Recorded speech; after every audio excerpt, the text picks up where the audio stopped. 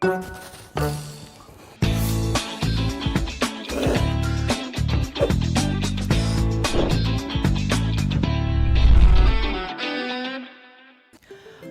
kita semua udah tahu dong sama yang namanya Quick Response Code atau yang biasa disebut dengan QR Code. Itu loh, teknologi yang memungkinkan kita untuk menyimpan informasi dalam bentuk kode yang mirip dengan sekumpulan titik hitam. Kayak gini nih. Dulu, untuk baca kode QR ini perlu aplikasi khusus.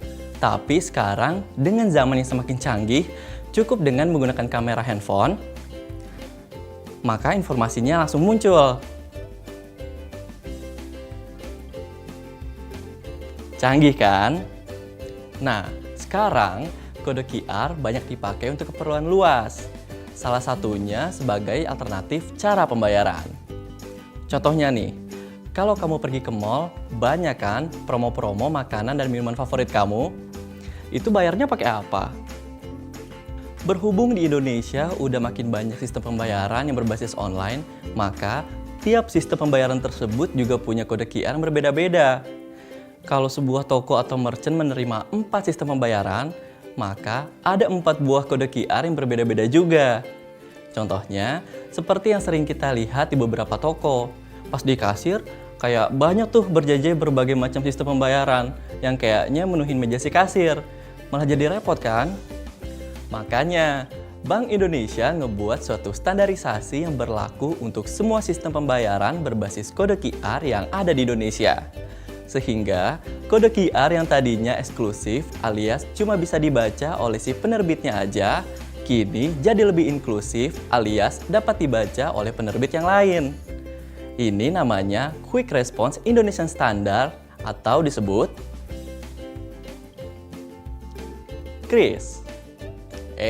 Tapi jangan salah, KRIS ini bukan jenis aplikasi atau instrumen pembayaran loh ya.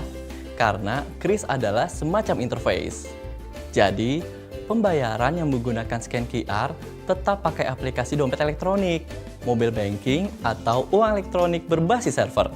Gampangnya gini, kalau untuk kartu ATM, kita punya gerbang pembayaran nasional atau GPN. Nah, kalau untuk kode QR, kita punya KRIS. Lalu, kelebihan dan manfaatnya apa? Seperti yang udah dijelasin sebelumnya, karena KRIS ini bersifat inklusif, jadi semua lapisan masyarakat bisa pakai. Mulai dari pedagang kecil sampai ke merchant-merchant yang ada di mall. Karena nggak perlu mesin edisi yang banyak, jadi nggak membutuhkan modal yang besar. Nantinya, nggak akan ada lagi tuh toko-toko yang mejengin kode QR yang berbeda-beda sampai berjejer penuh kayak gini.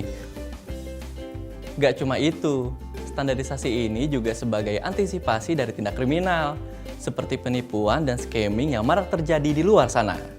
Dengan hadirnya KRIS ini, nggak cuma untuk mempermudah dan melindungi kita sebagai konsumen aja, tapi juga menciptakan kompetisi yang sehat antar penyedia barang dan jasa atau si merchant tadi. Jadi, mau kamu jajan di mall sampai jajan di pinggiran, bisa tuh bayar pakai KRIS. Bakso. Tukang bakso, jadi pengen jajan. Bang, tunggu bang!